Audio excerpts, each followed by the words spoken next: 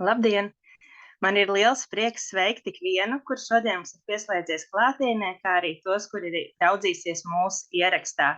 Esmu Evita Pīlēģe, izglītības programmas iepazīstas tehnoloģijas karjeras atbalsta programmas veidotāja un vadītāja. Un esmu ļoti pateicīga Lāsmai Poļakevičai, ka viņa ir atsaukusies un piekritusi mūsu šodienas sarunai par karjeru un pašapziņu. Man pašai ir ļoti tuvs teiciens, ka, ja tu zini, ka tu vari, tev ir taisnība, un ja tu zini, ka tu nevari, tev arī ir taisnība. Un kā mēs jau esam runājuši iepriekšējās nodarbībās, pozitīvs paštēls, ticīgi sev saviem spēkiem ir ļoti būtisks priekšnosacījums tam, lai ikdienā arī citi mūs tā uztvertu un ticētu mūsu spēkiem. Tādēļ Lāsma mūs šodien izvedīs nodarbībā ar pārliecību par sevi karjeras līkločos. Un pirms es dodu vārdu Lāsmai, es vēlos vēl tikai atgādināt, ka rīt mēs turpinam šo tēmu mazliet šaurākā kontekstā, kur Rudīte Mīdzgale runās par karjeras veidošanu pēc 45 gadu vecuma, jo arī tas, ka mums šķiet, ka mūs diskriminē darba tirgu, bieži vien ir saistīts vairāk ar iekšējo vidi nekā ar ārējo vidi. Tādēļ tveram visu, ko šodien saka mums Lāsma.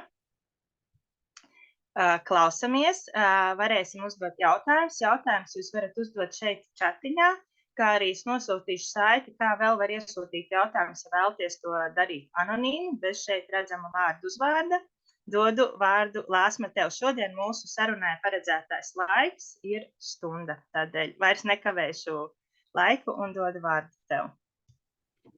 Lielas paldies, Evita! Labdien visiem! Prieks tiešām būt šeit. Lāsma, mums vajadzētu skaņu. Tā, skaņu. Tā, jūs mani nedzirdat. Nu, sakiet, dzirdat, vai ir skaņa? Jā, Agata raksta, ka ir skaņa. Jā, paldies. Prieks būt šeit. Priecāšos, protams, ja kāda arī no jums pieslēgsies ar video, tas vienmēr ir patīkami jūs arī redzēt, bet katrā ziņā aicinu arī droši piedalīties čata sadaļā, to es redzēšu, uzdotiet jautājumus procesā un, protams, arī beigās vairāk pievērsīsimies jūsu jautājumiem. Un šodien tiešām parunāsim arī par to, ko Evita minēja. Ja tu tici, ka tev izdosies, ja netici, tad neizdosies. Un kaut kāda tur saistība ir arī ar mūsu pašapziņu tam visam. Tāpēc es uzlikšu arī savu prezentāciju, jo ir lietas šodien, ko man gribās jums izstāstīt no sevis nodot, un tad noteikti arī parunāt par jums, atbildēt uz jūsu jautājumiem.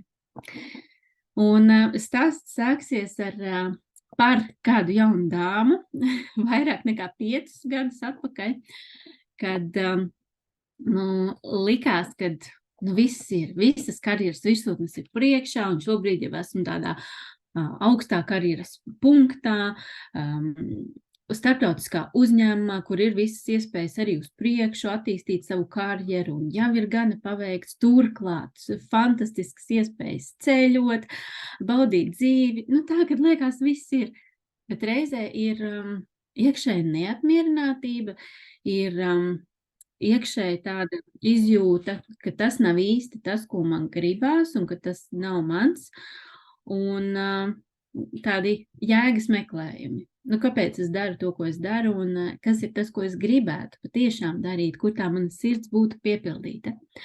Tā, es 2019. gadā atradu coachingu un izmācījos, un iespējams arī jūs esat izmācījušās pavisam jaunu sfēru, jo šis man bija kaut kas pavisam jauns. Un, liekas, ka jā, tas ir īstais un varētu lekt iekšā un darboties, bet ir nenormāli bail. Jūs varat padalīties, vai arī jums ir bail uzsākt savu lietu vai mainīt šo te nodarbošanos, jo tās ir izjūtas, kas piemita man, un tās ir izjūtas, kas piemīt daudziem no maniem klientiem strādājot individuāli, vai ne? Agata raksta, jā, ļoti, un tas ir pilnīgi normāli, jo tas ir kaut kas pavisam cits, jauns, un ziniet, tā sajūta, kad liekas, ka viss ir jāsāk no nulles. Un tieši to arī es izdomāju. Es izdomāju aiziet prom no šī labi atalgotā, stabilā darba, starptautiskā uzņēmumā un izveidot savu coachinga privātpraksi, kur darīt to, kas man ienāk prātā, to, kas man patīk. Un tas bija nenormāli bailīgi. Un tas, kas man vislielākais palīdzēja šajā, bija tā apziņa un tas mans jautājums, kad visvairāk man ir bail nevis no tā, kas tur būs un kas man nesanāks, bet no tā, ka es nodzīvošu dzīvi nepamēģinot. No tā, ka es būšu turpinājusi, forši attīstījusi savu karjeru vienā jomā un man varbūt būs ārēji viss sanācis, bet iekšēji būs tā izjūta, ka es neesmu darījis to, kas tiešām ir mans piepildījums. Un to mēs nekad nevaram zināt, ja mēs nepamēģinam. Un tā bija viena no manām atklāsmēm, ka ir jāpamēģina, lai uzzinātu, kā tas ir, un ka īstenībā tas nav nemaz tik bailīgi, kā šķiet sākumā. Otrā svarīgā atziņa bija par to, ka es nesāku no nulles. Ja jums arī liekas, ka jūs sākat no nulles, tad padomājiet kārtīgi.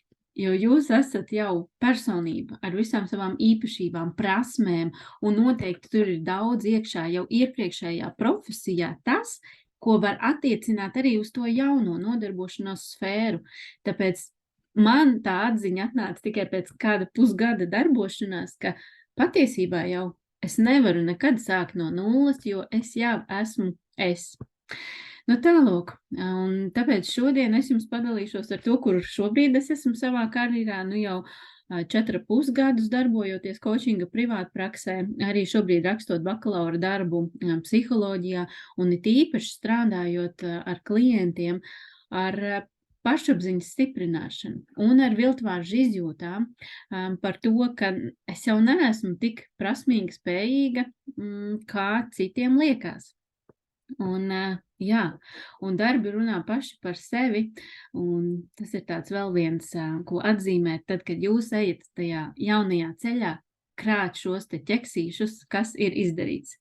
Pirmais projekts paveikts, vai pirmais projekts pat tikai iesākts. Tas ir ceļš, ko stiprināt, jo pašapziņa, kā mēs noskaidrosim, nav iedzimta īpašība, tā ir prasme, ko attīstīt. Un es savā ceļā esmu stiprinājusi ne tikai šo te pašapziņu, bet īstenībā arī mācījusies pielāgoties tai videi un iziet arī publiskajā telpā, ņemot vērā to, ka es pēc dabas esmu introverts. Un iespējams ar to arī daudzas no jums var asociēties, kā introverti cilvēki, kuram negribās iet un prasīt, un tagad jaunajā sfērā liekas, ir jāmeklē tas darbs vai ir jāmeklē tās iespējas, un tas var šķist izaicinoši. Taču viss tas, ar ko mēs strādājam, ir prasmes, ko attīstīt. Un par to arī šodien mēs parunāsim. Mēs parunāsim par to, kas vispār ir pašapziņa, veselīga pašapziņa, zema pašapziņa. Labprāt padalīšos pavisam nedaudz arī par viltvārža sindromu, jo viltvārža izjūtām, jo tas ir diezgan cieši saistīts arī ar pārliecību par sevi. Un galu galā arī, negribās teikt tādi kā ieteikumi, bet varbūt tas virziens, kurā domāt un ko darīt, lai stiprinātu pārliecību par sevi. Vai būs ātrās receptītes, to mēs uzzināsim. Teikšu uzreiz priekšā, ātrās receptes nebūs, bet katrā gadījumā tas, ko varam darīt, pilnīgi noteikti būs, jo tas ir katra mūsu spēkos. Un jautājums rakstat procesā, bet noteikti arī beigās mēs pieķersimies jautājumu sadaļai. Un pirmais, es sākšu ar jautājumu jums, kas jūsuprāt ir veselīga pašapziņa? Ko nozīmē pārliecība par sevi? Varbūt tādus pirmos atslēgu vārdus, kas jums nāk prātā, tad, kad jūs dzirdat šos te vārdus par sevi pārliecināts cilvēks. Viņam gan ir augsta pašapziņa, viņš par sevi pārliecināts, pašpārliecināts. Ierakstiet man dažus lūdzu čatā komentārus, ar ko jums tas saistās. Un kā jūs redzat, kas ir veselīga, augsta pašapziņa? Paldies par pirmajiem jau komentāriem.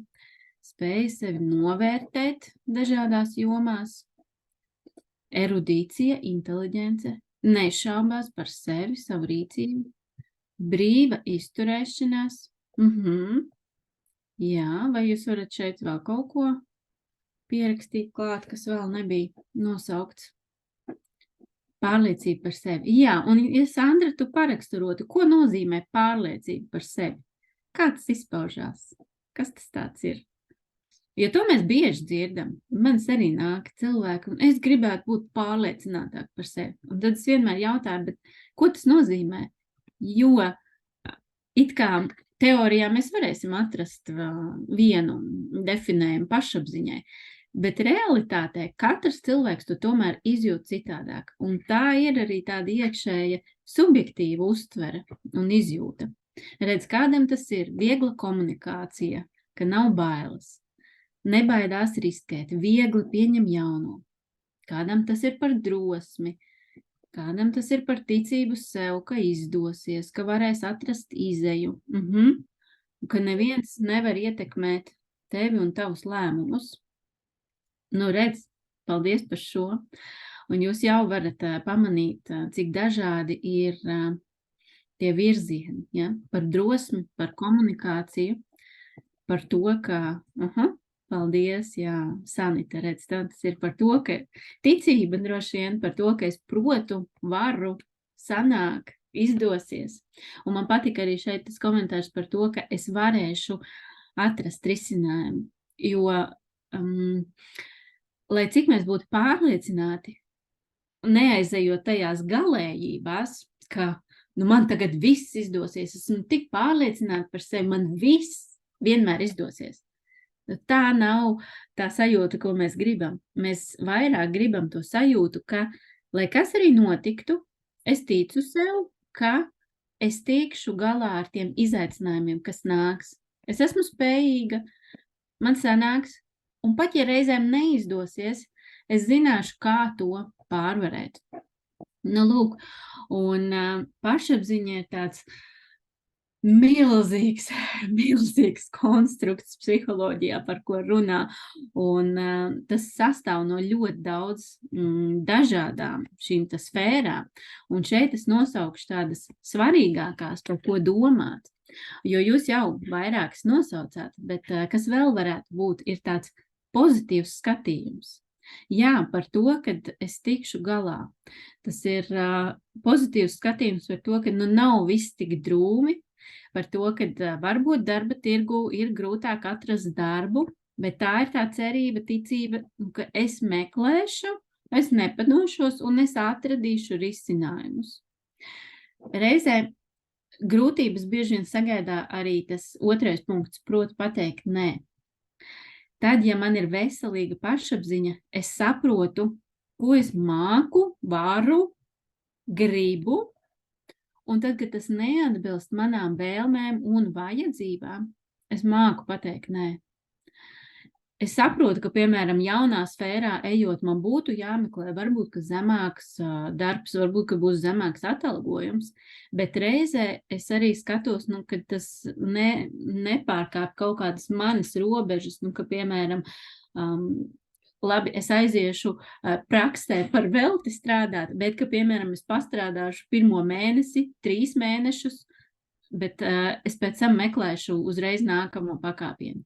Katram ir jāapzinās savas robežas, un tad tas ir skaidri arī jākomunicē, ko jūs rakstījāt, ja, par vieglu komunikāciju. Tātad es zinu, ko es vēlos, un es to protu pajautāt. Jā, te ir iekšā tā pārliecība par sevi, ko mēs jau ar te mēģinājām atšifrēt. Tas ir par to, ka es apzinos un pieņemu ne tikai stiprās puses, kas ir fantastiski zināt, ko es varu, bet tikpat svarīgi arī zināt, ko es vēl nevaru.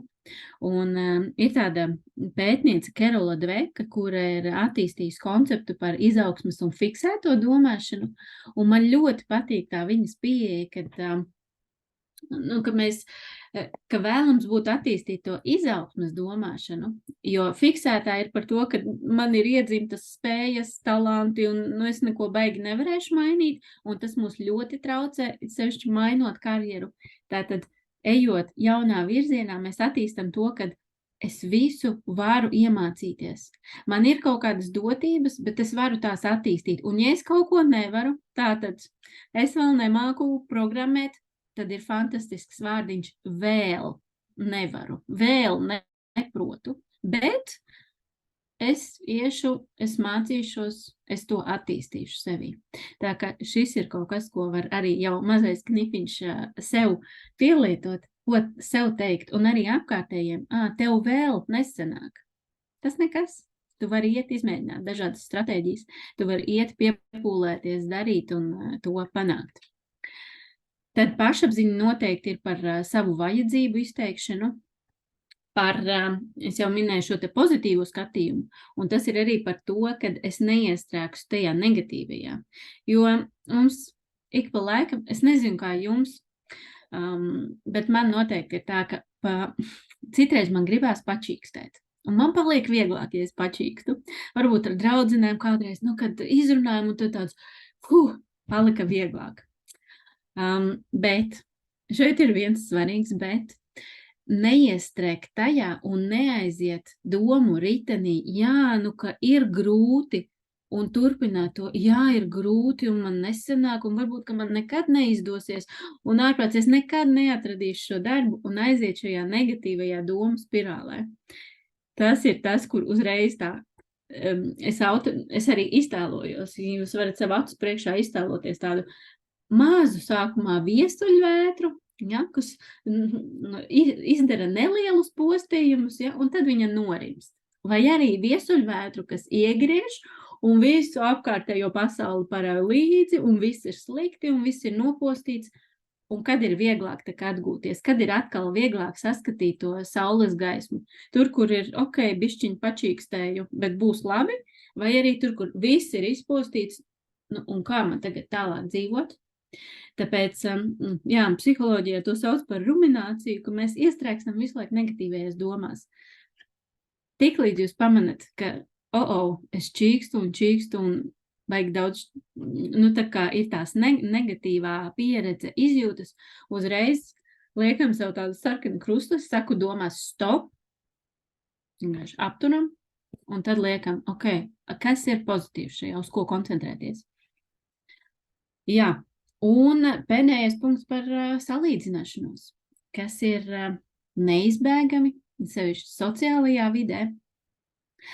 Ir neizbēgami, ka mēs tiksim salīdzināti un ka mēs paši sevi salīdzinām. Mēs esam tomēr sociālas būtnes, bet cilvēks ar veselīgu pašapziņu var ņemt piemēru no citiem, kā viņiem sanāk, kas viņiem izdodas, bet reizē es apzinos, ka es esmu es un viņi ir viņi. Un katram ir savas stiprās vājās puses, katram ir sava situācija, un mēs katrs esam unikāls, un mēs nevarēsim viens otru atkārtot. Līdz ar to es ticu, ka mēs esam savā ziņā līdzvērtīgi. Katrs darbojas savā jomā, katrs, tā teikt, cīnās par sevi, un man nav jāsalīdzinās, vai viņam sanāk labāk, vai viņam sanāk sliktāk. Tātad es domāju par sevi, un es stiprinu sevi. Līdz ar to šis ir tāds, uz ko tiekties, un jūs varat apdomāt, kas no šiem punktiem jums padodās visgrūtāk, kur ir tie lielākie izaicinājumi, un iespējams tas ir tas pirmais, pie kā piestrādāt. Vai negatīvās domas, vai pateikt nē, izteikt vajadzības, vai vēl kaut kas cits, salīdzināšanas. Bet es pieminēšu vēl dažas lietas, kas ir noteikti jāņem vērā. Tad, kad mēs runājam par zemo pašapziņu. Un ar zemu pašapziņu ir tā, ka es teicu, ka pašapziņa ir prasme, ko attīstīt, bet reizē tam ir arī tādas dziļas saknes. Iespējams jau no bērnības kāds ir teicis, ka ar tehnoloģiem IT sfērā jau strādā tikai vīrieši. un kāds varbūt bērnībā tā visu laiku kaut kur ir figurējis, nu, ka tētis, tēvots tajā IT sfērā, un nu, tur jau sievietes nav. Varbūt kāds ir teicis, oi, nu tu jau esi tik radoši, tev nekad nepadosies matemātika, vai tev jau šitais nesanāk. Un tas ir tas, kas mums ir pilināts, iespējams, no bērnības. Un te nav runa par vecāku vai citu cilvēku vainošanu, te ir vienkārši par izpratni. Jā, tas ir iespējams tas, no kurienes esmu aizguvusi šīs te pārliecības, un līdz ar to es fokusējos uz to, ka man tiešām nesanāk matemātika, mākslas vai kāda cita joma. Es vienmēr esmu redzējusi, piemēram, ka manam brālim viss viegli sanāk, un līdz ar to man radusies apziņa, ka citi ir labāki, ka viņiem vieglāk viss sanāk. Varbūt, ka man ir grūti izteikt, un reizē es esmu arī vairāk introverta, un man liekas, nu ko tad es labāk paklusēšu. Un līdz ar to man ir grūti pateikt skaļi, kas man patiešām ir vajadzīgs. Tāpat, jā, tas manis pieminētais negatīvais skatījums uz dzīvi, kad mēs kaut kur iestrēgstam, mēs kaut kur paņemam, it sevišķi, ja pavelkamies līdzi citu cilvēku ietekmē, jo, redz, Latvijā taču viss ir slikti un nodokļi tik lieli un grūti pelnīt un visur ir inflācija. Jā, ir daudz kas tā, bet vai tam vajadzētu mani ierobežot? Es tāpat varu iet un darīt savas lietas un atrast tajā visā pozitīvo. Bailes no izgāšanās, mūsu jau pieminētās. Un šeit ir jāsaprot viena lieta, ka pārliecināts par sevi cilvēks nav tāds, kurš nebaidās. Visi cilvēki baidās, visi. Pajautājiet arī kādiem, kur jums liekas vispārliecinātākais cilvēks. Arī viņam var uznākt bailes, bažas un šaubas, bet viņš tām neļaujās. Viņš saprot, ok, te es baidos, bet es darīšu tik un tā, jo es iešu, tas ir mans mērķis, es gribu to darīt. Tas, kas raksturo vēl zemo pašapziņu, ir grūtības pieņemt pozitīvu atgrieznisko saiti, jo es neticu sev, un līdz ar to man liekas, ka apkārtējie mānās, kad viņi saka, ka man izdodās. Tās var būt arī cita veida bailes, šaubas, un jā, jau pieminētā nespēja pateikt nē, un prioritāšu jautājums, tik elementāri. Kas ir mūsu prioritāte? Vīrs, bērni, darbs? Jā, es. Vai tomēr es? Mana ģimene, mans darbs? Kā nu kuram? Bet padomājiet, kur jūs esat pašas sev savā prioritāšu sarakstā. Labā ziņa, ar šo visu var strādāt un visu var darīt, un var sevi attīstīt un mainīt, lai palīdzētu. Bet reizē runājot par tām bailēm un šaubām, ir vēl tāds specifisks jēdziens kā viltvāršu sindroms, kas arī pamanās bieži vien iezekties, un it sevišķi es šo stāstu šodien jums šeit, tāpēc, ka tehnoloģija joma arī ir joma, kas ir riska zonā viltvāršu sindromam, jo tā joma ļoti strauji mainās. Un tur arī visu laiku kaut kas ir jāapgūst jauns. Tad nāk iekšā mākslīgais intelekts. Atkal kaut kas jauns izmaiņas. Turklāt, sieviete tehnoloģija jomā it kā jā, iet iekšā, bet reizē tas arī ir kaut kas tāds, tas nav tipiski. Līdz ar to, kas notiek, rodās tā iekšējā sajūta par to, ko es te daru. It kā man sanāk, un apkārtējie saka, ka man sanāk, izdodās, bet man liekas, ka man nesanāk, un es tikai te izliekos, ka man sanāk. Es pati neticu, ka man sanāk, un tāpēc ir tas nosaukums tāds viltvārdis. Es esmu kā viltvārdis tajā vidē, kur visiem liekas, ka, jā, kur es strādāju, viss sanāk, bet reizē man ir tā sajūta, ka es neesmu kompetenta. Un šobrīd šo arī es pētu savā bakalaura darbā, bet ir ļoti daudz pētījumu, kas vidēji dažādās izlasēs saka, ka 70% cilvēku ir saskārušies ar šīm izjūtām savas karjeras laikā. Un tas ir mega liels skaitlis.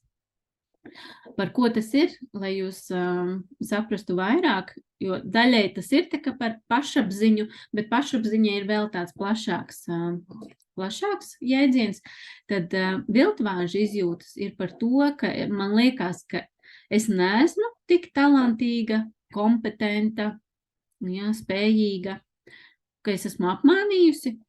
Otrais kritērijs ir par to, ka man liekas, ka tas, ka es šeit esmu, ka tas nav mana darba rezultāts, bet ka man vienkārši paveicās.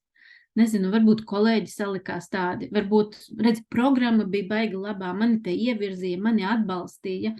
Nu, kaut kā visi tie ārējie faktori, un tikai tāpēc es šeit esmu, tikai tāpēc man sanāk. Un te parādās arī specifiskas bailes. Kas notiks, ja citi uzzinās, ka es neesmu te gana laba, ja viņi mani atmaskos, tā teikt.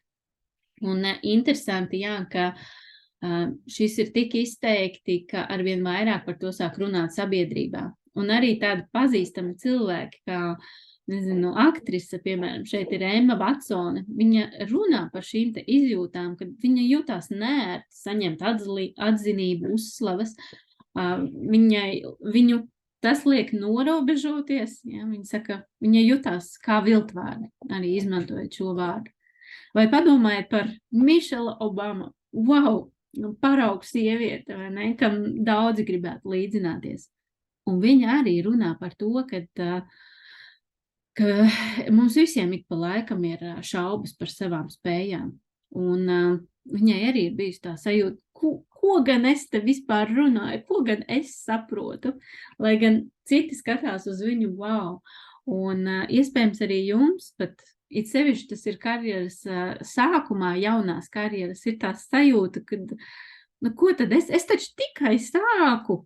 Bet tas nenozīmē, ka es nevaru būt veiksmīgs, jau arī uzsākot, ka es jau esmu apguvis daudzas lietas. Lūk, un tāpēc šim pievērst īpašu uzmanību, kas ir tās manas bažas, kas ir tās manas šaumas, lai man tiešām liekas, ka es neesmu gan spējīgs, pat ja viss rāda uz pretējo. Jā, tā kā te vienkārši vēl daži piemēri, jo sabiedrībā aktieriem, pazīstamiem cilvēkiem, slavenībām, nekur pat tenisiste Serena Viljamsa un daudzās profesijās, un kā jau es minēju, arī tehnoloģiju jomā tas ir ļoti izteikts. Un sekas, es ceru, ka jūs vēl nejūtat šīs sekas, vismaz tās trakākās, bet šim ļoti vajag pievērst uzmanību un noķert jau laicīgi, lai tas neaiziet tajā, ka tiešām nonāk līdz izdegšanai, līdz veselības pasliktinājumiem un galu galā līdz tam, kad mēs neizmantojam savu potenciālu. Es te tā nīkuļoju, jo tad, kad man ir šīs viltvāžu izjūtas, es mēdzu prokrastinēt, citi atkal pārlieku, tiekties uz perfekciju, kas arī kavē produktivitāti, jo es tikai vienu lietu e-pastu rakstu 10 reizes un pārlasu, vai tiešām es tā varu sūtīt, un vēlreiz pārlasu, nē, šitā nevar, un vēl kaut kā, un komatus pārbaudu līdz mazākajām detaļām.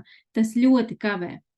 Un šis ir arī kopumā par pārliecību par sevi, kad ir šīs te negatīvās sekas, ko mēs varam novērot. Lūk, tas nozīmē, ka ir kaut kas jāmaina, bet kas jāmaina, ja? Ir svarīgi saprast, kas tad šo visu veido, jo tas savā ziņā, par ko mēs runājam, ir tādas sekas, kas notiek. Nespēja nospraust robežas, sāku prokrastinēt, tas savā ziņā jau ir sekas un tādi aizsarg mehānismi. No kā tas viss nāk? No tā, ka jāskatās, kādas ir manas pamata pārliecības. Ko es patiesībā domāju par sevi? Un tādā dziļākajā izpratnē, vai es ticu, ka es kā cilvēks, kā personība esmu svarīga, vai attiecīgi, ka es neesmu gana laba, ka es neesmu vērtīga, varbūt, ka es neesmu pelnījusi mīlestību, varbūt, ka es nevaru būt profesionāls kaut kādā konkrētā jomā. Kas ir tās manas pamata pārliecības un uzskati? Un te ir jābūt diezgan tādam dziļam darbam, lai atklātu sevī šīs te pārliecības un uzskatus. jo no tiem tālāk veidojas, nu tā, var viņus saukt par dzīves noteikumiem. Tātad, ja es neesmu gana vērtīga, tātad man ir jārīkojas kaut kādā vienā konkrētā veidā.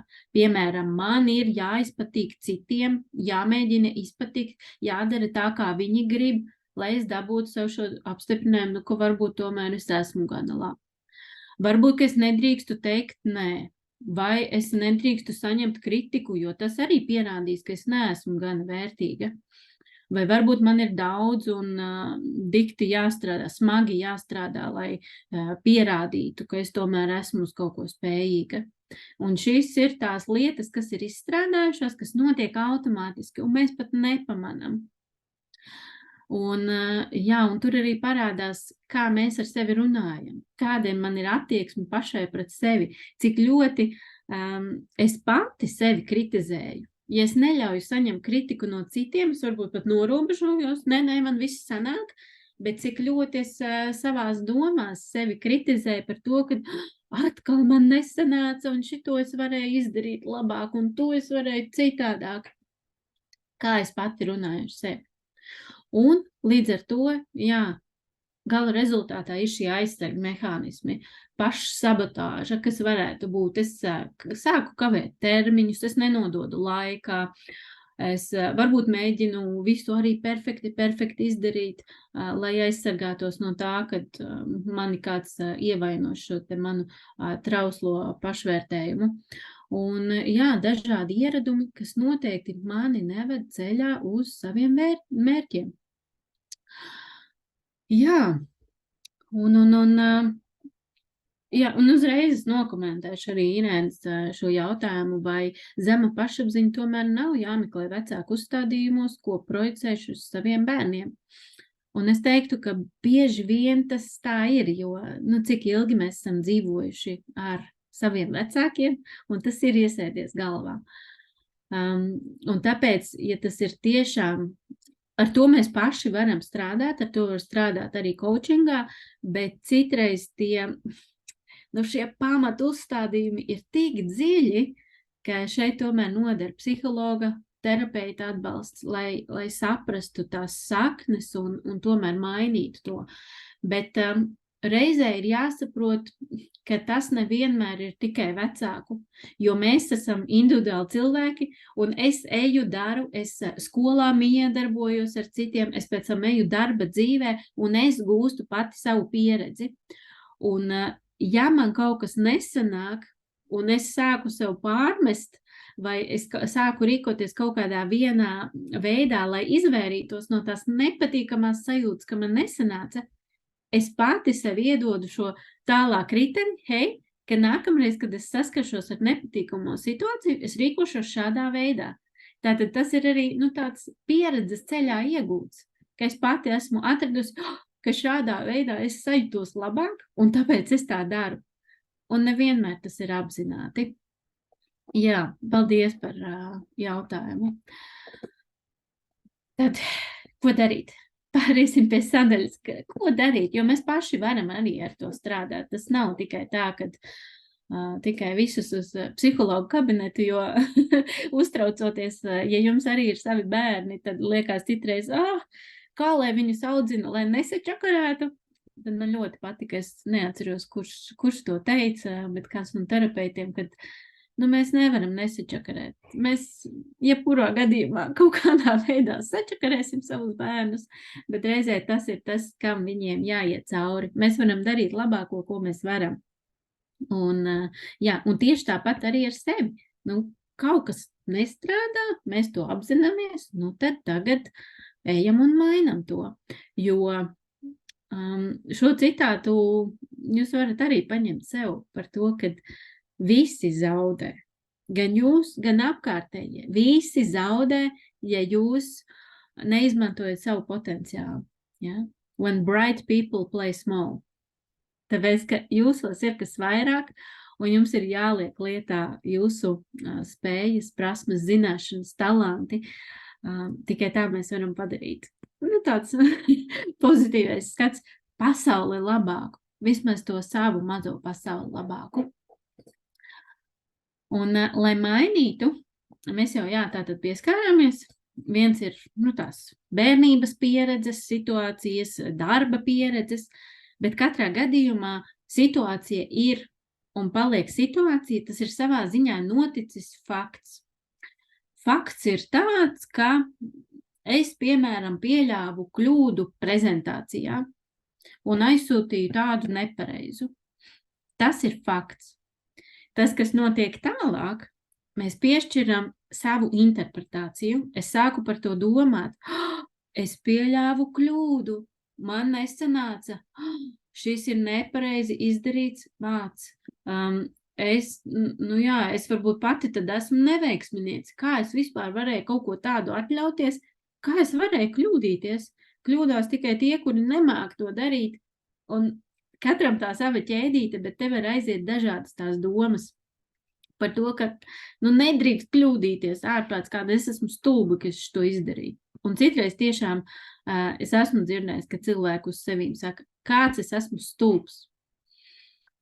Jā, tā nevajag darīt, bet tas, kas notiek tālāk, ja mēs šādā veidā sākam domāt, no šīm domām ierosinās ķermeņā, kā atbildes reakcija. Aha, tu esi neveiksminieks, nesanāca, es jūtos slikti, es jūtos varbūt vainīga, es jūtos ļoti nepatīkams, tās ir nākamās tā kā ķermeņa emocijas, kas manī notiek. Un caur šīm negatīvajām emocijām es rīkojos vai nerīkojos.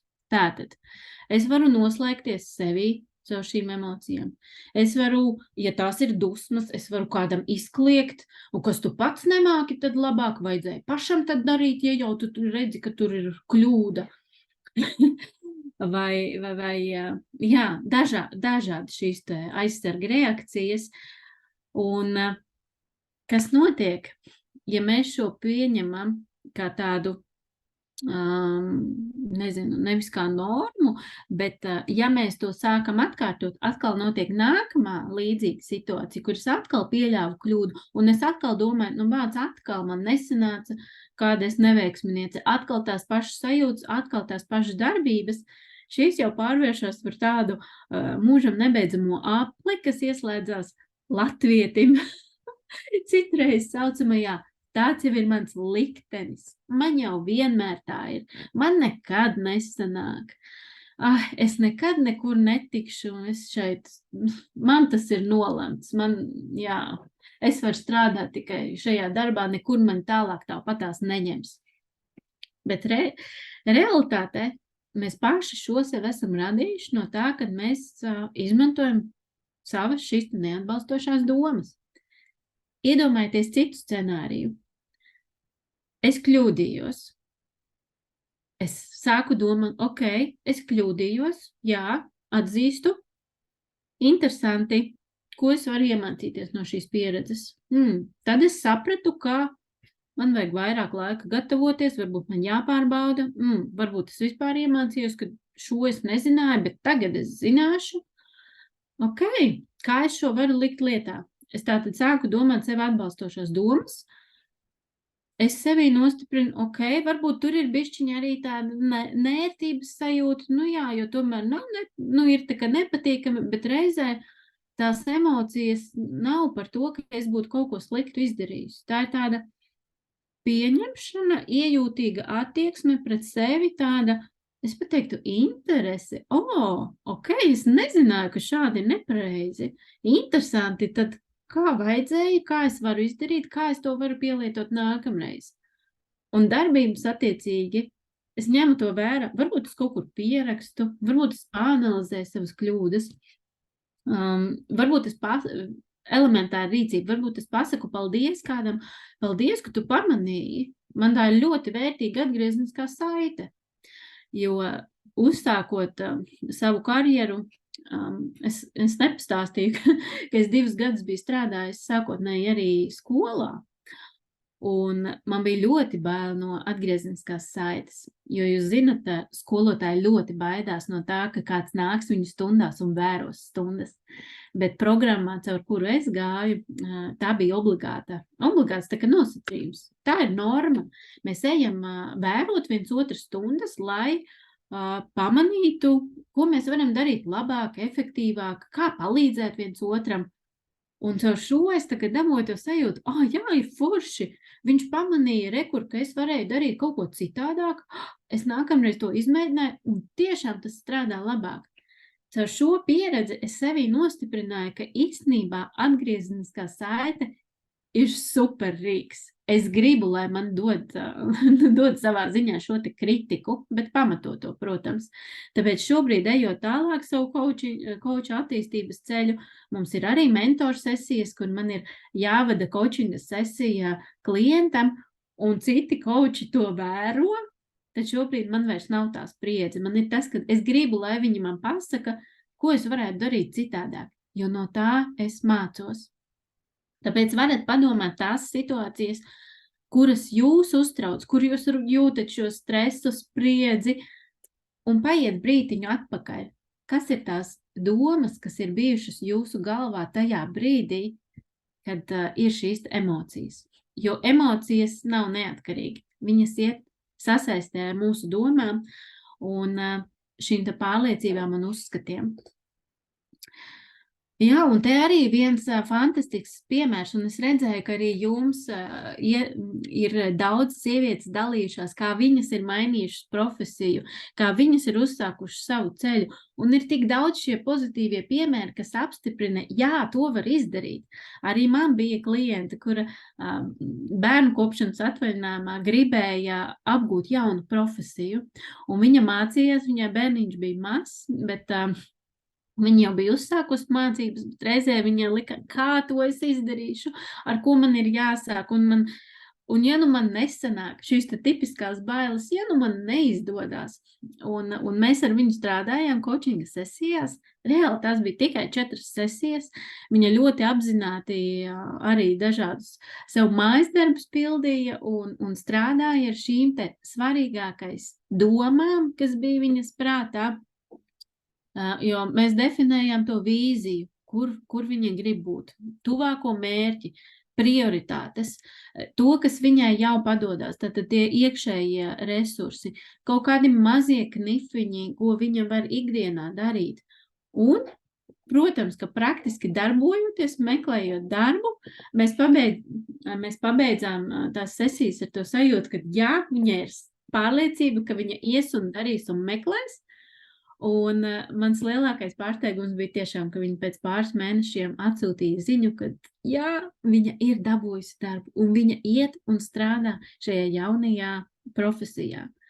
Protams, tur ir savi izaicinājumi, tur ir klupšanas akmeņi, bet šīs te pamatdomas, kas traucēja, ir pārveidotas, līdz ar to cilvēks var uzdrīkstēties un viņš var uzdrošināties vairāk mēģināt un arī riskēt. Tāpēc meklējiet, šie piemēri ir ļoti, ļoti daudz, un arī jūs noteikti varat. Un lai tiešām sev noticētu un izdotos ar vienu labāk, ir jāstrādā pie empātijas un tādas sevis pieņemšanas jau saknē. Var strādāt coaching sesijās, bet reizē, ja jūs saprotat, kā mēs runājam, ja tas ir kaut kas ļoti dziļi bērnībā, tad skaidrs, ka tur var palīdzēt arī psihologs un terapeits. Bet tādas ikdienas prakses ir par to, kad es, no rīta pieeju spoguli un paskatos ar pozitīvu skatu uz sevi un, hei, šodien tu mēģināsi, tev noteikti izdosies. Vai arī, ja es nevaru sev pateikt, ka man noteikti izdosies, tad tiešām es šodien iešu un mēģināšu. Tu esi lieliska.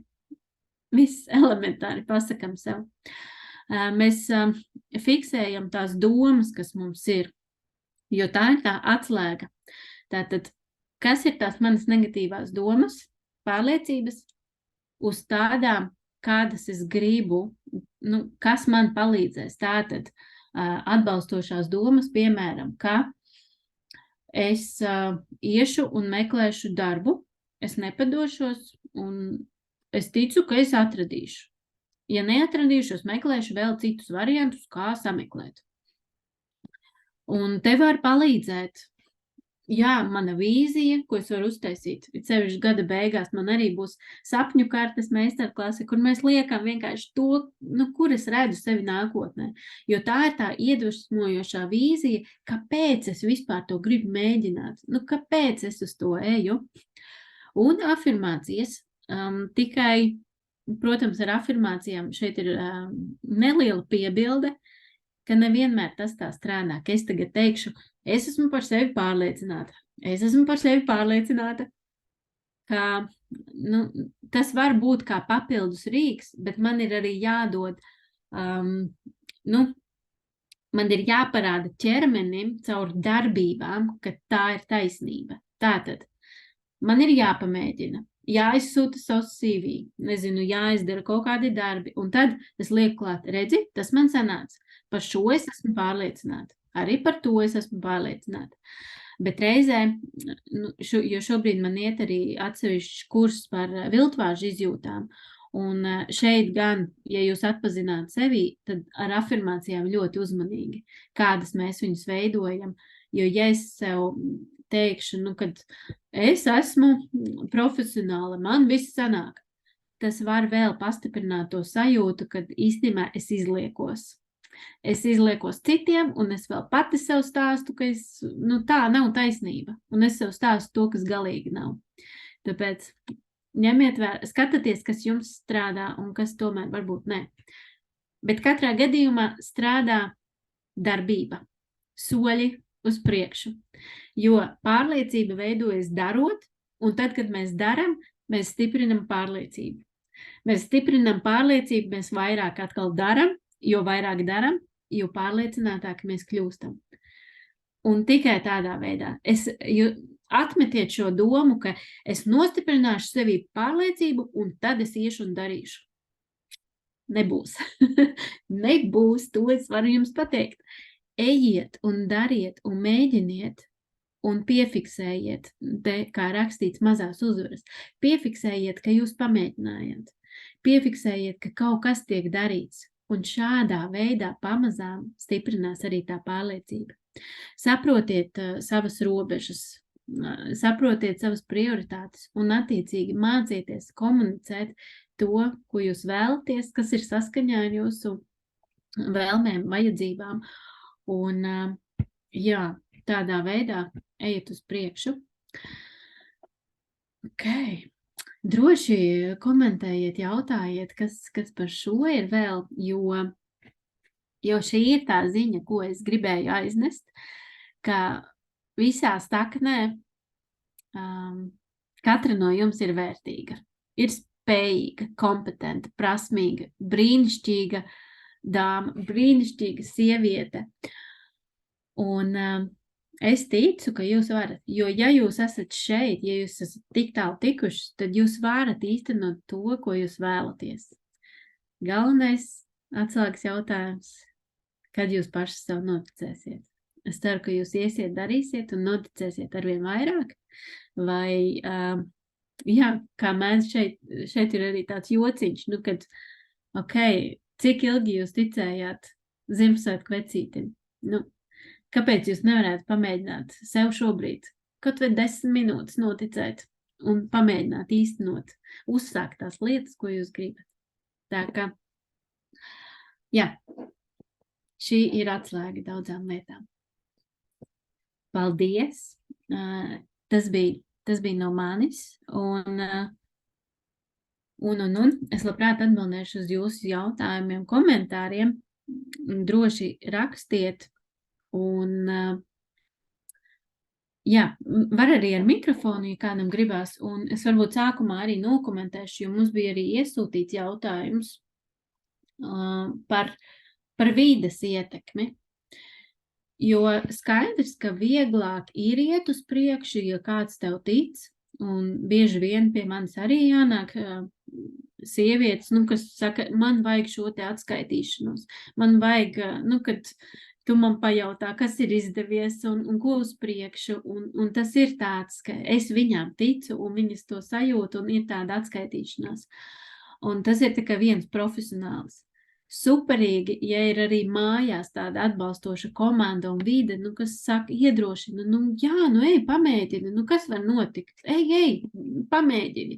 Tas, protams, ka iedod tādu papildus bonusu, bet nevienmēr ir tā, ka mēs tos tuviniekus, mājniekus varam izvēlēties, un arī vairākām manām klientēm ir bijis tā, ka mainot profesiju, tuvie cilvēki nesaprot, kāpēc tu to dari, tev bija tik labs darbs, un šitā joma, bet tas taču arī īsti nav tavs. Viņiem liekas, ka viņi zina labāk, līdz ar to viņi nenotic, un tie komentāri, pat ja viņi ir domāti ar vislabāko nolūku, viņi citreiz var ļoti dziļi iedzelt un tā kā sāpināt, jo liekas, kā, mani paši tuvākie man netic.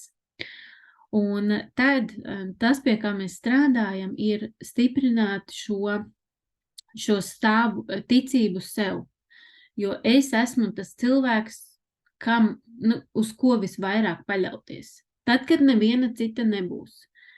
Man tāpat būs arī savā karjerā profesijā jāiet un jāstrādā pašai. Man ir jāstiprina savi resursi.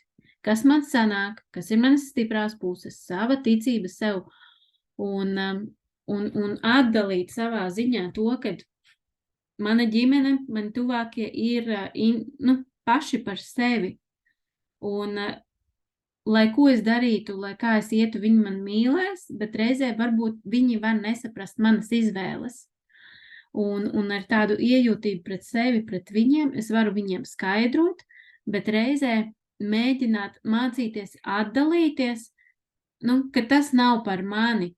Tas, ka viņiem liekas, ka man ir jādara kaut kas citādāk. Un ja mani tas sāpina, tad tas ir mans jautājums. Nevis man ir jāiet viņi pārmācīt, kad dariet tā vai šitā, bet man ir ar sevi jāstrādā. Un iespējams ir tiešām jautājumi, kad vieglāk ir to risināt ar psihologu, ar terapeitu, kad atdalīt sevi no tiem apkārtējiem. Jo skaidrs, ka mums ir tā kā svarīgi būt piederīgiem. Mēs esam sociālas būtnes, man ir jāsaņem šī atgriezniskā saite, man ir jāsaņem sajūta, ka es esmu mīlēts, gaidīts, es esmu kaut kur iederīgs. Bet reizē man ir jānodala tā sajūta, ka tas, ka viņi netic par mani profesionālā ziņā, tas nenozīmē, ka es neesmu viņiem vajadzīgs. Jā, kaut kā šādi man gribējās komentēt, bet jūs droši padalieties, kā jūs to uztverat un kā jūs to redzat. Jā, un kā Irēna raksta, viņiem patīk, ka nekas nemainās, jo viņiem tā ir ērti. Un ziniet, mums pašām arī ir ērti, tāpēc jau mēs baidamies kaut ko jaunu uzsākt un mēģināt, jo mums ir tik ērti bijis, nekas nav tā kā jāmaina, tas vienmēr ir tādi riska faktori, un kas notiks, ja es mēģināšu, un iespējams mana pasaule apgāzīsies kājām gaisā, bet tā izaugsme, tā cita veida dzīve, ko man gribās, ir viena soli ārpus komforta zonas. Un tieši to pašu jūs varat empatizēt, ka arī pārējiem tuviniekiem ir ērti, kad visu laiku šādi ir bijis. Un iedomājieties, ģimenes modelis tagad mainās. Tagad sieva pēkšņi sāk, iet uz darbu vai tieši otrādi strādāt no mājām un tagad runāt par visam citām tēmām. Kāpēc vajag kaut kādas pārmaiņas? Bet tas ir lēnām, pilinam, un ja mēs zinām, ko mēs darām, veidojam sevī to sajūtu, es zinu, ko es daru, es pati sev noticu, un tad ar laiku arī pārējie noticēs. Kā stiprināt ticību sev ilgtermiņā? Ar lielu pārliecību uzsākta darba maiņu un meklējumu. Aizsūtīta 50 CV, nav īsti redzama rezultāti. Nav aicinājumu uz intervijām, labākajā gadījumā formāls atteikums, kur meklēt spēkus, ticēt sev un turpināt. Jā, tā ir tā realitāte, ar ko bieži vien nākas saskarties. un 50, es esmu dzirdējis pat par 100 CV un atteikumu. Tā kā ar to ir jārēķinās, bet reizē mans pirmais būtu izveidot sev tādu to dzīves vīziju, kas ir tas, uz kurieni es eju. Tas neatvairāmais mērķis, par spīti, kuram es tiešām iešu un darīšu. Tas ir sevi turpināt šo te neatlaidību, jo arī man, un šobrīd arī atbalstu citus profesionāļus, kas izvēlās šo te konsultējušajā jomā, iet kā pašnodarbinātie, it sevišķi viens pats izveidot savu privātu praksi. Skaidrs, ka es meklēju klientus, un nenāk tie klienti, un ļoti ātri cilvēki mēdz padoties. Bet tas ir par to, ka ieraudzīt, ka tas ir ceļš, kas ir ejams, nevis es tagad vienu lietu izdarīšu, un tad vai ir, vai nav. Bet ieraudzīt, ka tas ir process, un ka tas process man arī ir vērtīgs, ka es tajā kaut ko iemācos. Un ka nav, ziniet, ka nav tas, ka tikai arī es kā muļķa tagad 50 reizes sitos stikla durvīs, bet ka es tagad apstājos, 50 CV bija, es paskatos, vai kāds iedeva, varbūt, bija tikai viens formāls atteikums. Labi, bet kas varētu būt, kas tur uzrunāja, kas neuzrunāja? Varbūt, ka es varu aizsūtīt vēl to CV kādam, ja vēl neesmu to izdarījusi, kas man var pakomentēt, tā kā no malas, kā izskatās, ko var pamanīt tajā CV, varbūt es varu kaut ko uzlabot. Ka nemitīgi meklēt tos, ziniet kā, ja vienas durvis tā tad ir ciet, meklēt ceļus, kā es varu tikt cauri citām durvīm. Jo es zinu, ka es to gribu, man ir sava tālā vīzija, man ir mērķis, es eju un mēģinu, un es izmēģinu dažādas tās stratēģijas. Jā, un tas ir par to ilgtermiņa ticību, redzēt vīziju ilgtermiņā un ķert mazos momentus, kas man ir izdevušies. Nosvinēt to, ka es esmu jau tik tālu tikus, es esmu aizsūtījis tos 50 CV. Daudz cilvēku līdz tam pat netiek. Tiešām tā, un viņi atgriežās. Nesanāca viss, es eju atpakaļ vecajā darbā. Tā ka ļoti labi, jā, ka šis jau ir darīts. Tā, Lelde var man nokomentēt, vai es atbildēju. Jā, jauna iedvesmas deva iegūt. Jā, ej un mēģini. Un tad, kad atkal izsīks spēks, atrodi savus spēka vārdus, un iespējams tev ir savi cilvēki, kuriem pateikt, klausies, man trūkst jau tās iedvesmas, atkal viss krītās, pasaki man kaut kādus stiprinošos vārdus. Uztaisat, zini, ko tāds ašais padoms, uztaisat sev sarakstiņu ar lietām, ar vārdiem, ar cilvēkiem, filmām, podkāstiem, jebko citu, kas iedod jums resursu turpināt, kas iedod jums iedvesmu. Un man tā citreiz ir. Protams, ka es arī citreiz sašļūku. Man ir YouTube'ā feini video, ko es klausos, un tad atkal sevi tā, jā, es taču arī varu, jā, es iešu un darīšu. Un uz šī enerģijas viļņa galvenais to izmantojot šodien, noķert to iedvesmas vilni, ejiet un darat, paveicat vēl kādas lietas savā labā. Un vēl bija jā, paldies par jūsu, paldies tiem, kuriem jāskrien, jūs ierakstat, kas ir tas, ko jūs paņemsiet līdzi no šodienas, kas bija tāds vērtīgākais. Un tikmēr es vēl izlasīšu, ko man Anna raksta, ar ko ir jāsāk, ja dotajā momentā nezinu, ko vēlies karjeras ziņā, kad nezinu, pa kuru ceļu iet, kādu nodarbošanos izvēlēties. Vairākas iespējamās jomas, bet izvēlēties to, kas visvairāk būtu piemērots nesenāk.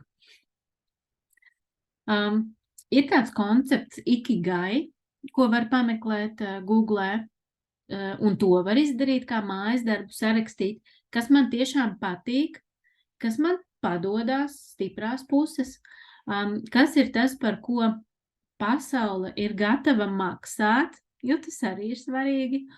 Un ceturtais, tagad uz ātro nespēju atcerēties, bet jā, tad, kad jūs atbildat uz šiem 4, tur izveidojas tas vidējais. Nu, kura tad ir tā joma, kur jūs maksimāli atbilstat visam? Man patīk, man padodās, kas citiem ir vajadzīgs, un citi ir gatavi par to maksāt. Un tas ikigai japāņu valodā nozīmē aicinājums, mans dzīves aicinājums. Tas var palīdzēt. Un, jā, un otrs ir iztēloties arī sevi. Tas, ko es bieži vien daru coaching sesijās, ir aicinu klientus aizceļot nākotnes ainā. Nu, aizceļojiet 5, 10 gadus tālā nākotnē un iztēlojies, kādu tu sevi redzi. Kas ir tās lietas, ko tu dari? Kas tev tur patīk? Par ko cilvēki tev saka paldies? Uzķert kaut kādus mazos momentus. Sākt ieklausīties sevī, kas ir tās mazās lietas. Un tā kā necerēt, ka es tagad izvēlēšos profesiju visai atlikušajai dzīvei. Jo īstenībā man ir tikai jāizvēlās tie daži nākamie soļi, ko es tagad varētu pamēģināt. Kas šobrīd priekš manis ir tik interesants, ka es gribētu pamēģināt no tām daudzajām izvēlēm. Un tad iet skatīties, varbūt arī patestēt, paintervēt cilvēkus tajās jomās, kas viņiem tur patīk, kas nepatīk, un tad mēģināt sevī sajust, kas man atsaucās no tā, ko es no tā visa gribētu pamēģināt. Bet jā, necerēt, tas ir tāds klupšanas akmens, ka mums gribās. Tagad es būšu programmētāja, tagad es būšu maiznītes īpašniece, tagad es būšu pirmsskolas skolotāja. Mums nevajag šīs te birkas. Man vajag zināt, ka es gribu darīt darbu, kas ir saistīts ar cilvēkiem, es gribu viņiem mācīt, piemēram, ko un kā. Ir daudz dažādi veidi, ko mēs varam izmēģināt. Nu tāds atšķēs Annai, lūdzu. Un Sandra ir pildījusi ikigai, tā arī nesaprata rezultātu. Jā, tāpēc, ka tur nebūs, mēs izpildām testiņu, tagad tev atbilst šī profesija. Tas ir tavs dzīves aicinājums. Tas ir tas, ko mēs visi gribam, bet tā nebūs. Man patīk tā filozofija, ka dzīve ir eksperiments, tas ir ceļojums, kur mums ir jāiet un jāmēģina. Un nebūs viena pareizā atbilde. Nebūs viens risinājums, nebūs viena profesija. Es varu iet un sajust to, kas man šim brīdim der. Un ja es esmu kaut ko pagaršojis un izrādās, ka man nepārāk garšo, baigi labi, tagad es to zinu.